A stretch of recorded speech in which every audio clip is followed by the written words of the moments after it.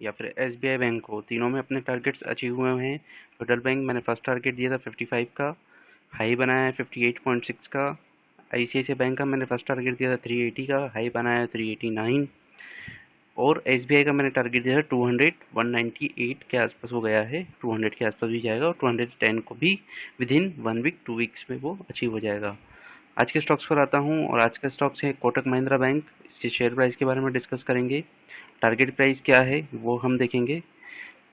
Return on investments इस stock से हमें 1 मंथ 1 वीक और 1 ईयर्स में कितना रिटर्न्स हमें मिला है और आने वाले 1 ईयर में हमें कितना रिटर्न्स इसमें मिल सकता है वो हम जानने की कोशिश करेंगे। स्टॉक एनालिसिस ऑप्शन चांस के through, put options, call options के थ्रू। फ्रेंड्स, वीडियो अच्छा लगे तो लाइक और सब्सक्राइब जरूर करिए। स्टॉक्स पर आऊँगा डायरेक्टली। मनी कंट्रोल्स पर आकर यहाँ पर हम मूविंग एवरेज के बारे में डिस्कस करेंगे और क्लोजिंग प्राइस क्या रहा वो हम देखेंगे। क्लोजिंग प्राइस के बारे में बात करूँ तो क्लोजिंग प्राइस रहा है 1350 का, हाई बनाया था 1365 का और डेज लो था 1341 का। स्टॉक्स अभी कंसोलिडेट कर रहा है कुछ टाइम से, 1.175% से डिक्रीज हुआ है। मूविंग एवरेजेस के बारे में बात करें तो मूविंग एवरेजेस जो चल रहा है अभी, 5 डेज का मूविंग एवरेज है 1348, 10 डेज का 1331, 50 डेज का मूविंग एवरेज 1300, 100 डेज का मूविंग एवरेज है 1306, 200 डेज का मूविंग एवरेज है 1405।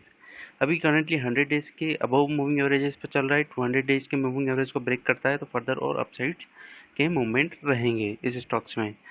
फ्रेंड्स, 200 डेज का मूविंग एवरेज को आप थोड़ा नोट करके रखिए। मैं आगे ऑप्शन पर इसके बारे में थोड़ा और डिस्कस करूंगा।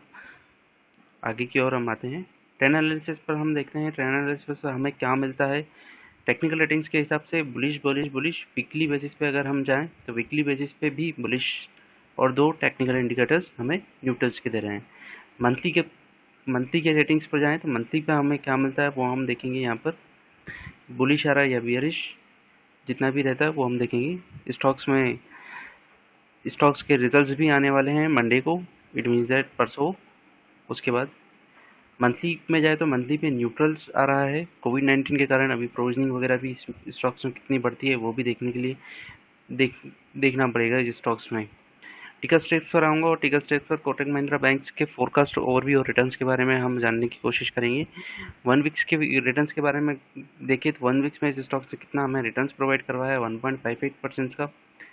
ओके, ज़्यादा अच्छा नहीं है लेकिन फिर भी ठीक है, 1.58% का रिटर्न है, वेल एंड गुड। 1 मंथ के रिटर्न्स पर आते हैं और 1 मंथ के रिटर्न्स पर हम देखें तो 0.45% नॉमिनल रिटर्न्स है, लेकिन एटलीस्ट पॉजिटिव तो है स्टॉक्स और रिटर्न्स तो हमें प्रोवाइड कर ही रहा है। 1 ईयर के बारे में डिस्कस करें तो नेगेटिव है 9.09%।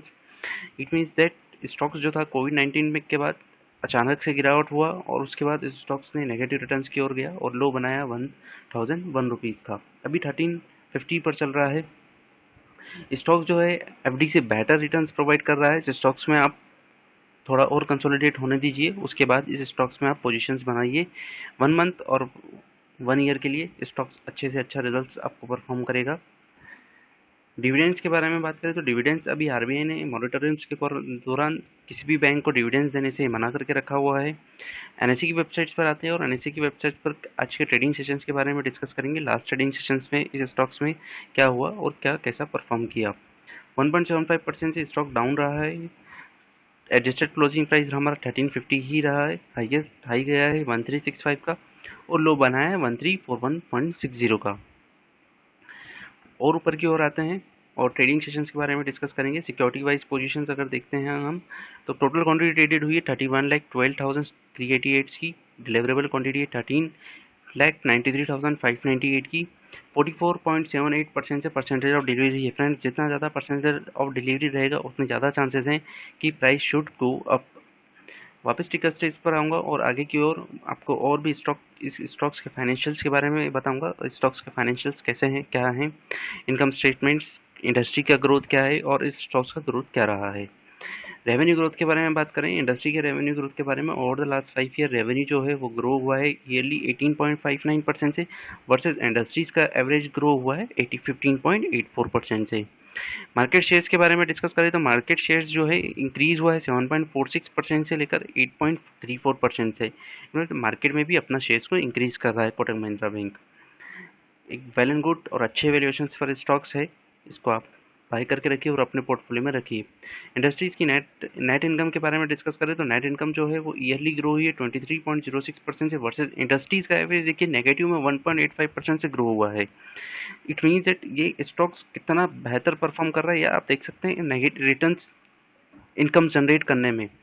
फाइनेंशियल्स के ईयर के बारे में बात करें, टोटल रेवेन्यूज पर ईयर आप खुद ही देख सकते हैं, पर ईयर 33 से 38, 38 से 45, 45 से 50। ईबीडीआईटी देखें, पीबीआईटी देखिए, कहीं भी आप देखिए, इसको कंपेयर करिए किसी भी ईयर से। 7,333, 9,000, 9 से 10,000, 10 से 11,000, मतलब पर ईयर इस स्टॉक्स में रेवेन्यू में ग्रोथ मिलता ही जा रहा है आपको।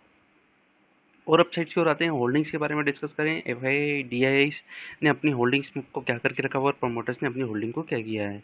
प्रमोटर्स ने लास्ट 6 मंथ में अपनी होल्डिंग्स को 3.89% से डिक्रीज किया है।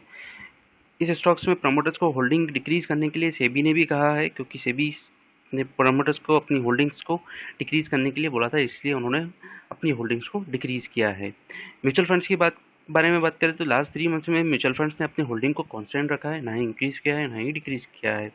Increase foreign FII foreign institutional holdings ने अपनी लास्ट 3 मंथ्स में होल्डिंग्स को 2.98% से इंक्रीज किया है। इट मीन्स दैट वो अभी भी इस स्टॉक्स को अपसाइड्स की ओर मूवमेंट की ओर देख रहे हैं और बेस्ट अपॉर्चुनिटी है इस स्टॉक्स में बाय करने के लिए।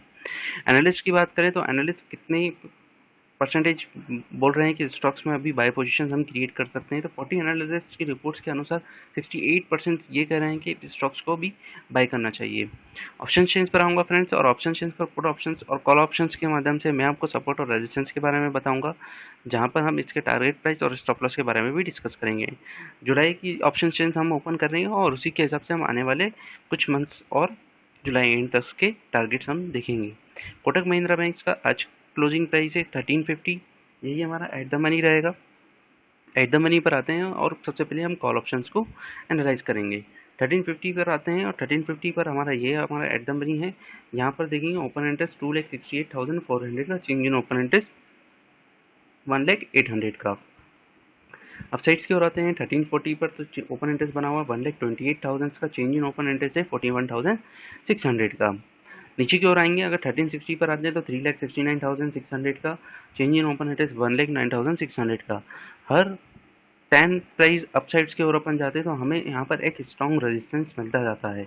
आप ऊपर आइए 1380 पर, फिर रेजिस्टेंस मिलेगा आपको 5,48,400 का, 1,41,600 का, चेंज इन ओपन इंटरेस्ट है।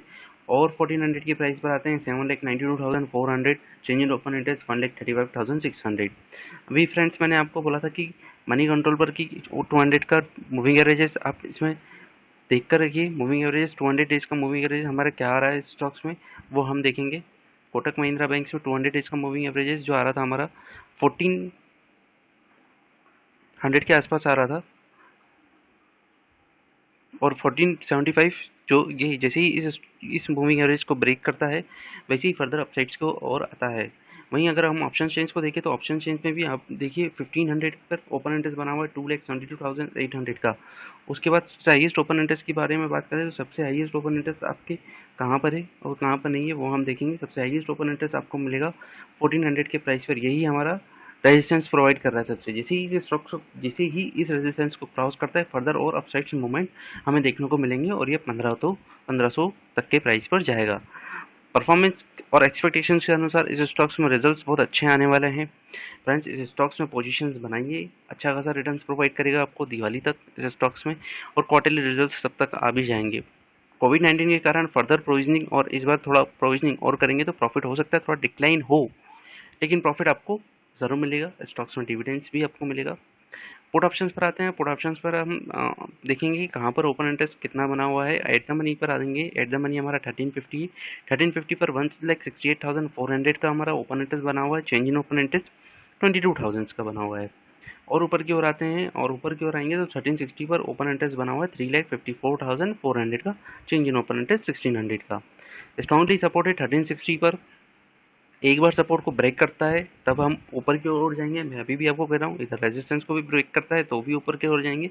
सपोर्ट्स अपर साइड की ओर ब्रेक करता है तो और ऊपर की ओर जाएंगे।